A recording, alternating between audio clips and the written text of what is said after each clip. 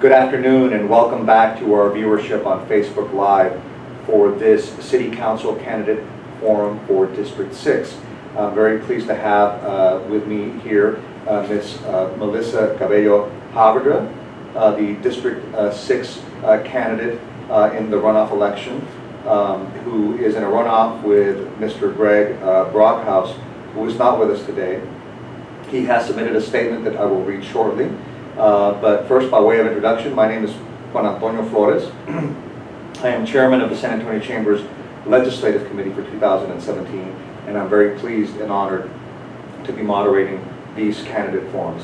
In an effort to engage a broader, more diverse audience, we will be broadcasting each of these forums using Facebook Live. To be clear, the Chamber of Commerce does not endorse candidates. Rather, the purpose of these forums is to inform the community about the mayoral and city council candidates and their positions on issues of importance to our membership. The San Antonio Chamber of Commerce has over 2,100 members. Altogether, our membership employs 500,000 people in the San Antonio region. We are the 7th largest city in the country. Therefore, bringing to bear coordination and collaboration with our city leadership on and policymakers on important issues facing our community is of vital interest to our membership. We have about 30 minutes. We're going to begin with a 2-minute introduction by the candidate present. Before we begin, I will read the statement that was submitted by Mr. Brockhouse. It reads, "Thank you to the San Antonio Chamber of Commerce for the opportunity to attend your online forum. Unfortunately, I am unable to participate. I will be attending the funeral for our fallen firefighter. I have great respect for dialogue and debate, but honoring Firefighter Deem and his family for their service and sacrifice is my priority for Friday. I wish Melissa the best, and I look forward to seeing her on the campaign trail. We both want what is best for San Antonio. We just have different perspectives, experience, and ideas. Best of luck to her and her team." With that, Ms. Cabello, I will turn it over to you. 2 minutes of introductory comments to tell us who you are and a little bit about why you want to be on City Council. Okay, thank you so much. My name is Melissa. I grew up in District 6. I'm really proud to say that I went to Timberwild Elementary out there, Taft High School. I am a mother of 3, wife of 19 years, married my high school sweetheart. We met at Taft. And I'm an attorney. I own my own law firm, an MBA, and really am just grateful for the opportunity to be here today and to have the opportunity to potentially represent this wonderful neighborhood and community that I grew up in. People ask me why I decided to run, and I've told the story over and over, but it really is a true illustration of why I want to serve my community. When I was a little kid, my grandfather was a pillar in my life, and he was a hardworking man, a carpenter, and one day we decided to go fishing at Woodland Lake. So he was walking in the street, I was walking in the grass, and you know, kids do, I was kind of looking down at the ground and noticed that there weren't any sidewalks. So I looked up at him and asked him, "Why don't you have any sidewalks in your neighborhood?" And my grandfather looked down at me and said, "Mija, porque no les importa? They don't care about us." That conversation with my grandfather lit a fire in me that burns to this day. It led me to practice law, where I primarily represent the underserved population, seniors, the disabled, and veterans. And I serve on boards and commissions where I feel like I can make a difference. Magic Children's Theater, where we offer access to the arts to children who otherwise might not have that opportunity. Transplants for children, the Pepper Center for Aging. And I really just want at this point to be able to give back to this neighborhood. My husband and I have a history of service there. He's an assistant principal at a middle school there in the district. And we want to make sure that as a family we're giving back. I truly want to represent the underserved population, and District 6 is very diverse, and so that's what I'd like to do for them. Thank you. Thank you very much. Right after this election, one of the first tasks at hand for the new City Council, as it is seated, is the budget prioritization process for the next fiscal year. Tell us a little bit about what issues or items you would advocate for as priorities for next year's budget. I think number one, we have to make sure that the city services are accessible to our residents. District 6, I mentioned, is very diverse. There's inside and outside 410. And unfortunately, inside 410, they don't have the same access to city services. So that's number one, something that I'd like to focus on. But also infrastructure. I know it's not the most exciting topic, but it really is a quality of life issue for residents in District 6 and the city. We need to make sure that we're focusing on infrastructure and quality of life enhancements, not so much special projects. Very good, thank you. As members of City Council, our council members have the purview and responsibility of representing or advocating for issues that affect our entire community. However, council members are elected first and foremost to represent the interests of their constituents in their district. So looking specifically at District 6, what are some issues that you believe the district faces that need priority attention? District 6 and the northwest side of San Antonio is one of the fastest growing sectors, the fastest growing sector in the city. We have, when I was growing up out there, we were out in the middle of nowhere. We were there was cows everywhere, it was nice. But there's been great growth, and that's also great. We have some amenities out there now. The problem is that with all this growth happening so fast, is our transportation issues are becoming exceedingly tenuous. We have a lot of people going out to go home, working downtown, going to the universities here in town. And it can take you an hour to get home from downtown if you leave anywhere anytime past 4:30. So that's again a quality of life issue. We want to be home with our families. We want to be doing things that other than sitting in our vehicles and waiting to come home. So I'd like to invest more in VIA. I think the Primo bus system is a great system. A lot of people will ride their bikes to the bus stop, and then they'll take their bikes to where they're going and ride their bikes downtown, wherever it is. But if there's already 2 bicycles on the front of the bus, you're going to have to wait for the next bus. So of course that's going to be a time issue. Primo buses, you can take the bicycle on the bus. There's plenty of room, plenty of space. There's not as many stops. People really like that. I'd like to invest more in that. But really we just need more options. Increase the number of bike lanes, just expanding the roads. I think as long as we can sit down and have a discussion about what solutions are possible, I'd like to explore that. Another big issue out there is our green space. I mentioned growing up out there, it was very green, a lot of animals, and we still have a lot of green space out there. It's still very nice, and we want to preserve that. A lot of the residents, I'm knocking on doors and talking with them about what they want for their areas, and it's a lot of times just we don't have enough parks out here. Parts of 6 are very suburban, a lot of families, and I have my own 3 children. I have to drive them 3 or 4 miles to get to a park. I'd like to be able to walk to a park. That's kind of negates the purpose of going to the park, is driving there and back. Now, we do have the Linear Creek Parkway there, and it's fantastic. I'd like to expand that somehow. That's, I think, where our community comes together. Unfortunately, kids aren't outside as much as they used to be, but in the parks, we're all kind of together communally, helping each other out as moms, or helping with each other's children. I think that's where we kind of come together. So we need to expand that community, that communal center, and also make sure that we're just the general green space is being preserved. So in mentioning transportation as a priority issue for District 6, we know that it's of the same urgency or priority for Districts 8, 9, and 10. We hear the candidates in those races talk about it. So that's a great segue to the next question about how, with a little more specificity, how would we address these challenges, and what are your thoughts on the role of multimodal transportation? You mentioned investment in VIA, that's important. What about high-speed or passenger rail as part of the mix into this? Any thoughts you want to share with the viewers? Sure. On that? As I'm knocking on doors, that people feel very strongly one way or another about light rail, but I would absolutely be open to it. I think number one, we have to make sure that it's efficient and it's affordable.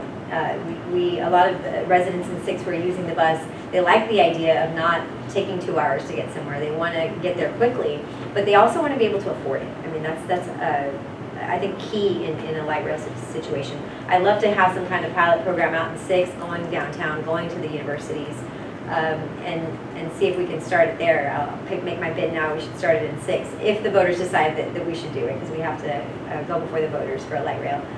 But number one, it has to be affordable and it has to be efficient. Very good, thank you. We talk about mobility, and the need for improved mobility relates directly to the impressive job growth that we see in this community. We withstood the recession. We were somewhat immune to the recession vis-a-vis other communities throughout the country. But insofar as there is a role for city government or for the city council in developing and implementing strategies for job growth, for economic growth, what might some of those be, and what's an appropriate role for city council in promoting job growth? I think, well, we want to make it attractive, of course, for corporations to come here, but not just any jobs. We want well-paying jobs out, not only in the district, but in the city. I think education is key. I think that we have a wonderful set of talent here, and I think sometimes we're losing it to other cities. I think that we have, as a city, and I think the city council has a big part in this, to create a culture in San Antonio, or foster it, because we have a welcoming city. We have to make sure that we're fostering that culture. We have millennials, you have a good population of millennials here, and they want walkability, they want to be who they are, you know, they want an open, tolerant environment. And we're going to lose them to other cities if we don't keep fostering that here. I think some of the state laws that are being passed are going to impede us, and so I think as a city we can take action against those. But number one is making sure that we are a welcoming city, that we're fostering education. I know, you know, from tech to Toyota, we're not able to keep those jobs staffed because they'll go and work there and then they'll go somewhere else, you know. So we have to make sure that there's an education system that's leading to keeping them here, keeping people here and going into those jobs. Well, your responses seem to be very, with a lot of savvy, anticipating the next question.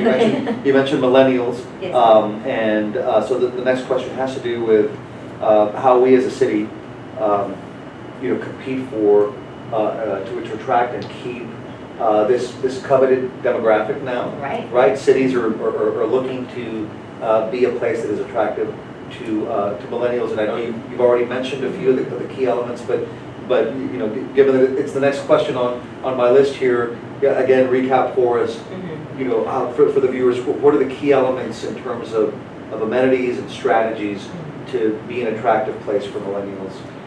You know, I think a lot of millennials, or I mean all of us, I guess, really, we want walkable neighborhoods. We want homegrown entrepreneurs. We want kind of almost the hometown mentality. There's it seems to me that we have kind of a movement going towards back things like a Main Street, you know, really just very communal centers, but making it a city, making sure that we stay a welcoming city. Our history is one of inclusion, and we need to increase that. We need to foster that. We need to make sure that we are known as a city of inclusion, to not only keep our millennials here, but attract them as well. So I think that's where it lies, is making sure that we are fostering an environment of inclusion and creativity and allowing people to be who they are.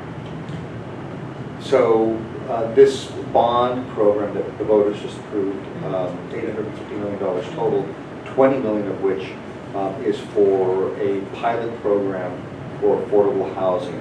What are your thoughts on that, and what other initiatives would you propose to help address the issue of affordable housing that I will editorialize and say, is one of those elements too that relates to being a place that can sustain a young, thriving workforce. So how does the city of San Antonio work to provide affordable housing? I'd like to see, well, first I have to say, affordable housing, a lot of people think affordable housing equals Section 8, and we're not necessarily talking about federally subsidized homes. What I think we need to do is start to work on the infill, the infrastructure in inner cities. And in my own district, inside 410, we have Edgewood, we have all that area. There's a lot of kind of open lots, and we need to start producing that infill. And not just cul-de-sacs outside 1604. We need to focus on that. I think it will help us with our revenue as well, and not having to build as much infrastructure and creating that balance. Also decreasing utility prices, or at least for people with fixed income and under the poverty level, and making sure that they're able to afford that. There's also really interesting, there's a company in town who uses steel structures. I don't know if you've heard of this, and they put them in areas that they're affordable housing, but they look like traditional homes. They can put a pitched roof. I mean, it's really beautiful, and that's an option. And they're weather tight. I mean, it's a really interesting space and affordable. So if we can offer options like that, just being creative, I think is will go a long way with our residents. Absolutely. Thank you. Very insightful. So all of this, begins to weave together, and these are, issues that relate to each other. So we talk about being a place that's attractive to the millennial generation in terms of developing the workforce and nurturing and growing a workforce, domestically here of the young people that are born and raised here.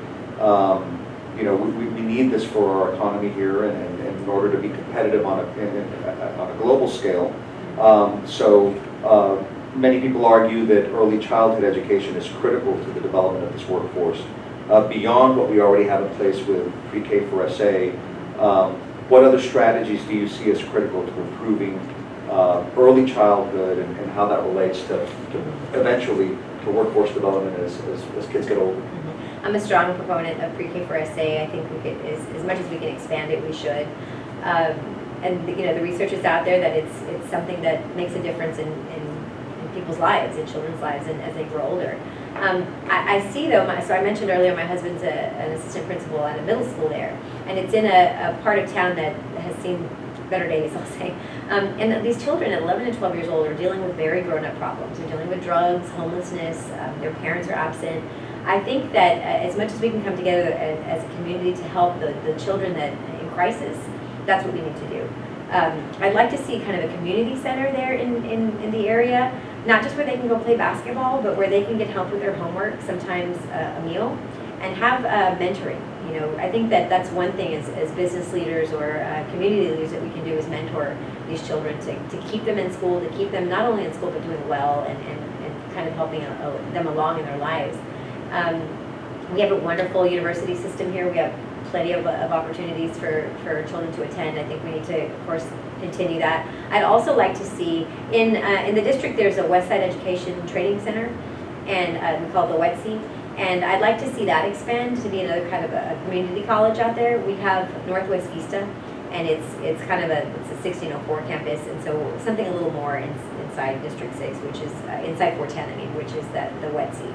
And invest in that, because they really are doing a lot of good work out there for children that are in crisis. Great. Back to transportation, or certainly a very strongly related element, air quality. Mm-hmm. Air quality in San Antonio in this air basin, and the prospect of Bexar County being put into non-attainment by the EPA in terms of its air quality. What are some steps that we can take as a community, as a city, to mitigate for that? Right, and it's not only important for economic reasons, it's our day-to-day, it's the quality of our air, and it's health, public health, that's right, a direct impact on our residents. I think we need to hit the issue head on. We can't run from it. We need to, there's work done on what's causing the air pollution, and making sure that we curb that air pollution. But we need to keep in mind the impact that we're having on businesses, transportation, trucking, manufacturing, and make sure that there's a balance. We need to all kind of come to the table. I think something that I offer, my leadership style, is collaboration, building consensus, and so all sitting at the table and figuring out how this is going to work for all of us. Very good, very good. Well, your responses have been very insightful. I think we might have some questions from our viewers, and those are being brought up to me here. And so let's see what we've got. Okay, so the first question from our viewership is how you would promote small business development specifically. Mm-hmm. That's interesting. I people will ask to meet with me in the district, and we have to go to a Starbucks or kind of a chain restaurant, and I would like to see more local out in District 6. We don't have a lot of that. There's a stretch of road, Old Highway 90, that has a good entrepreneurship there, but not a lot of people know about it. So I think it's promoting as much as we can help promote them, and getting Cafe Commerce, things like Cafe Commerce involved, and, Right. and again, mentorship, you know, some of the more established businesses helping out the younger business and entrepreneurship. I think it's key in my area and in that area of town, but also throughout the city. It's just that it's odd that Six doesn't have a lot of that. So I'd like to put in some programs in place through the city to mentor and to help, you know, funding for small businesses. Very good. And so, you know, we talk about how city government can contribute to solving for many of the challenges we face in workforce development and economic growth. There is a very spirited debate happening at our legislature right now with regard to revenue caps and lowering the rollback threshold and whatnot. So the question from the viewer is, how would you balance the need for increased revenue to meet the service demands of a growing city, all the issues we've been talking about, with the pressure that we're feeling to keep property taxes low? Yeah, so I'll tell you a very quick story. I bought my property taxes last year, and I went to the appraiser. Getting ready to fight mines. Yeah, well, I'll give you some tidbits. But there's a citizen board of 3, and there's an appraiser, and they went up last year in a crazy amount. So it's the first time I'd ever fought it, because I understand every year they're going to go up a little bit, you know, but last year was a bit much. So I'm sitting there. This gentleman is telling me, well, you live in a cul-de-sac, and that's why it went up. And I said, I don't live in a cul-de-sac. He said, yes, you do. And he's pointing at this picture of my house. I said, no, I don't. I know, I don't live there. I live kind of in a corner. So I asked him, have you been out there? And he said, no, that's just a kind of an aerial photo. And it really, I mean, I'm saying it nicely, it upset me, you know, because they're appraising my home, no differences, and they don't even know what my home looks like out there. So what upsets me about it, though, is that there's seniors on fixed incomes that are being priced out of their homes now. They've already paid their homes off, but their property taxes keep going up. They don't know how to fight it. They don't have the time, the energy. Maybe they don't have a way to get downtown to fight it. So I think the entire system needs to be revamped, because it's not only, speaking of millennials, it's not only seniors who are getting priced out, but young people are still living at home because they can't afford to buy a home because of the taxes. So I think overall, just the entire system needs to get overhauled. Very good. Annexation has been an important issue during this legislature. What is your position regarding the right to vote by property owners for or against municipal annexation? I know it's an issue at the forefront in District 6. In District 6, yes. Right. District 6 is the bridge to Alamo Ranch, and we do need to widen that bridge. I don't know that it's the best way to increase our revenues is by annexing, and I certainly respect the right of people to be able to vote if that happens, you know, to be able to have a voice anyway in whether or not they're annexed. And I think, again, it has to be kind of collaborative. We have to kind of all sit at the table and figure out what is best for both the city and Alamo Ranch. Now, you ask residents of District 6, they say annex them, we need their money, they're using my roads. But I don't know that the revenue really justifies that, the increase in revenue, because now we have to service those areas with our first responders and our city services that are already being pressed pretty hard. Well, very good. On behalf of all of our membership, I want to thank you for taking the time to be here. We're very thankful and appreciative for your very thorough and insightful answers. It's a pleasure to meet you. It's a pleasure to meet you, sir. Thank you. And with that, we can offer you 2 minutes to close and you know your final remarks to our viewers. Great. Well, thank you again for the opportunity. I really enjoy talking about the issues and really feel fortunate. I've been block walking for months and months and months, thousands of doors. It's my favorite thing to do. I love talking to the residents and hearing what they are dealing with day to day. And all of my answers here today have been based on what I'm hearing from the community. I have no political agenda. I really just want to make sure that I'm a voice, a mouthpiece, an advocate for the residents and the community. That's what they deserve, and that's what I want to give to them. Thank you. Melissa, thank you again for being here. Thank you again to our viewers, and stay tuned for our final 2 candidate forums that will begin shortly for districts at 3:30 for District 10 and at 4:15 for District 2. Stay tuned. Thank you.